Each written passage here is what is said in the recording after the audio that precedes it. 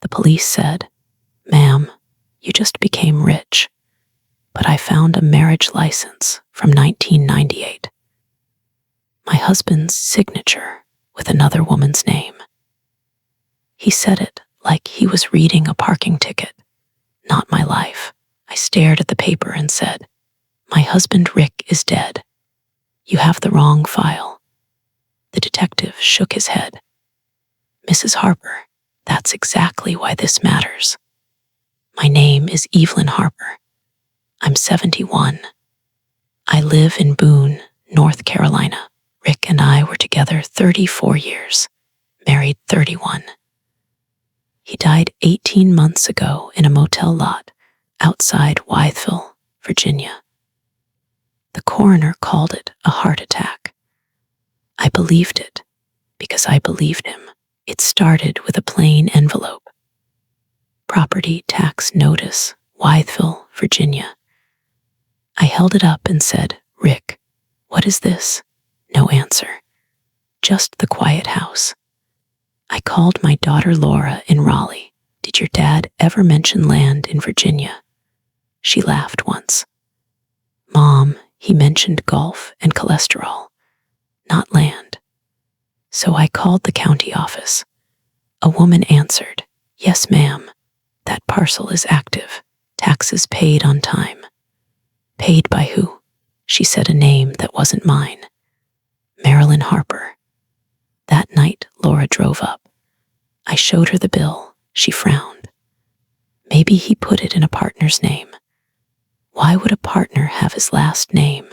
I asked. We kept digging. In Rick's desk drawer, we found a life insurance policy I had never seen.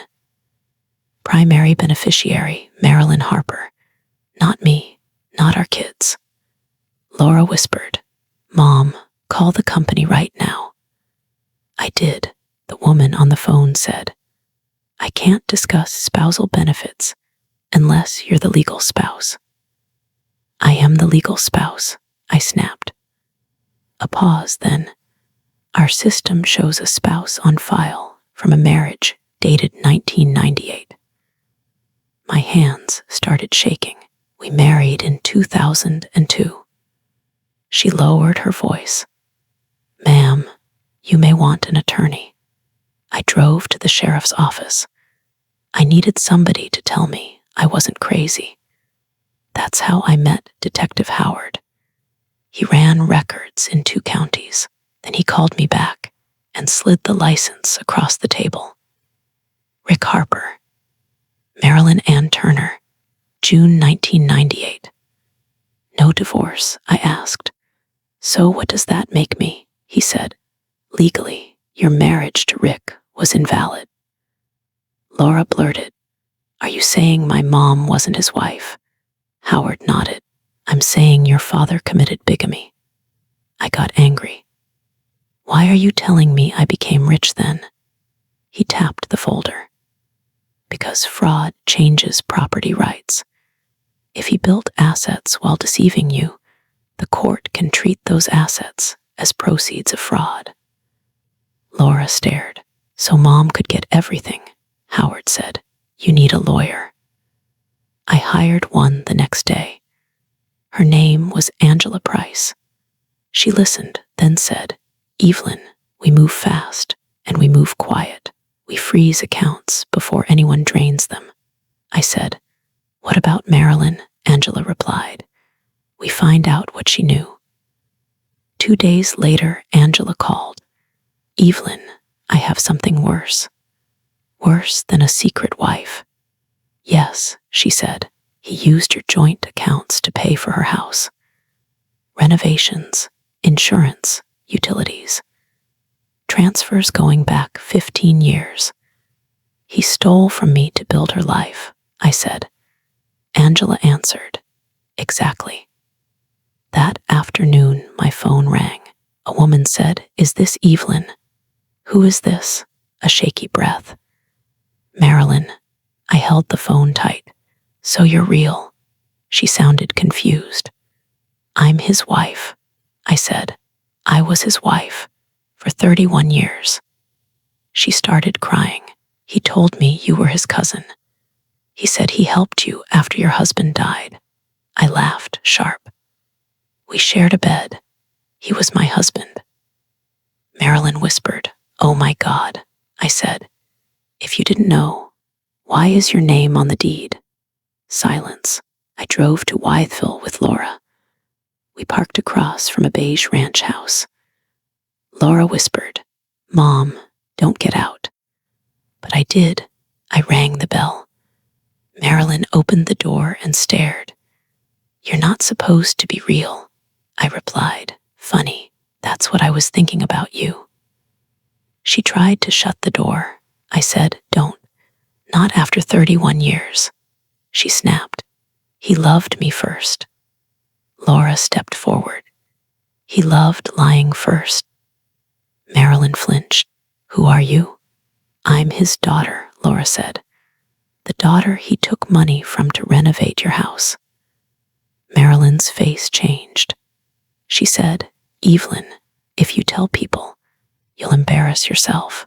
Everyone will know you were the other woman." Laura said, "You should be ashamed." Marilyn lifted her chin. "I have rights," I said, "not to my money."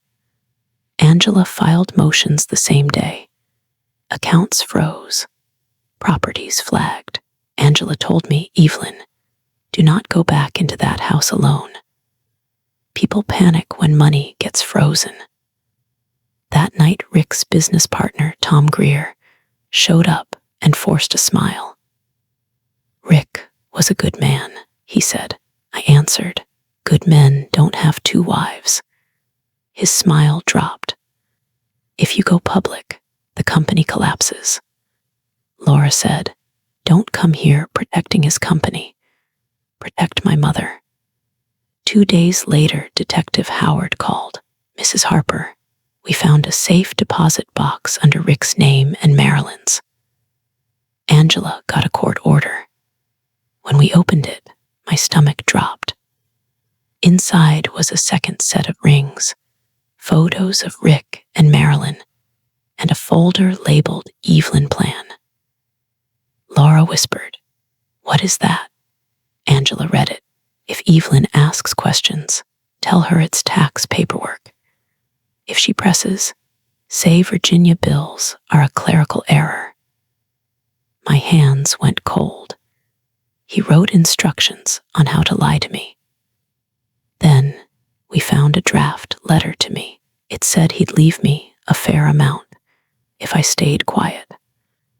Angela looked up. "He was planning to buy your silence."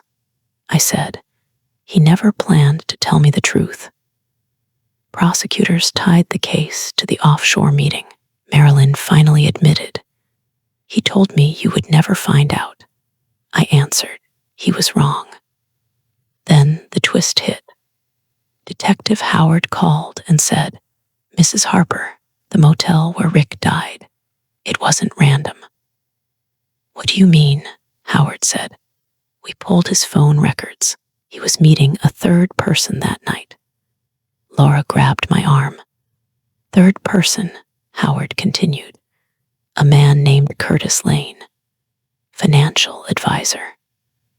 Rick was trying to move money offshore to hide it from both wives. Even dead, he was still trying to steal. Curtis Lane was subpoenaed. In court, Angela asked, "Did Rick tell you he had 2 wives?" Curtis swallowed.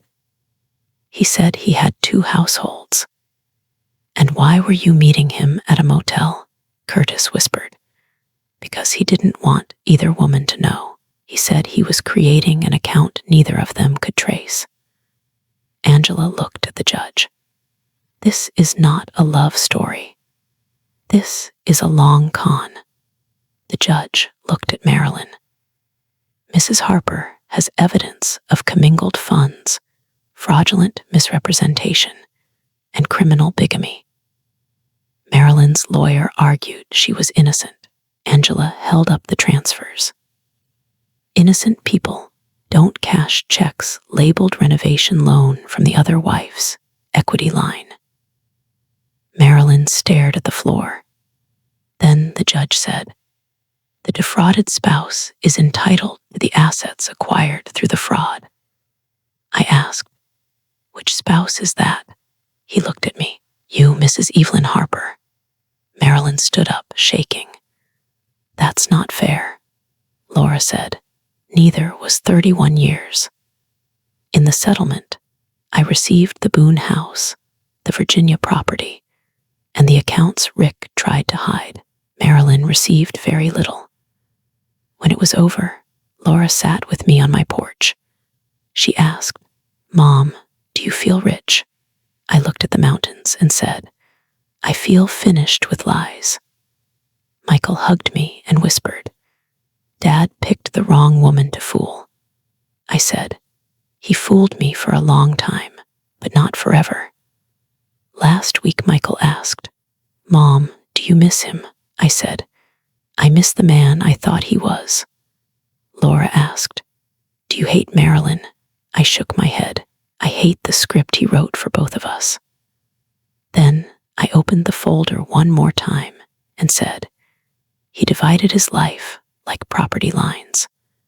I'm done living inside his map." Laura smiled through tears. "So what's next?" I told her. "Next is mine." Michael nodded and said, "Then let's take a trip this spring, okay?" I sold the Wytheville house. I donated part of the proceeds to legal aid for older women, not because I'm a hero, but because nobody should be told at 71 that their whole marriage was paperwork. I keep the 1998 license in a folder now, not to suffer, but to remember a quiet sentence started it all. "Ma'am, you just became rich." But what I really became was free. And if you hear a cruel sentence in your own life, if something doesn't add up, ask the question, because the truth is out there, and it has your name on it.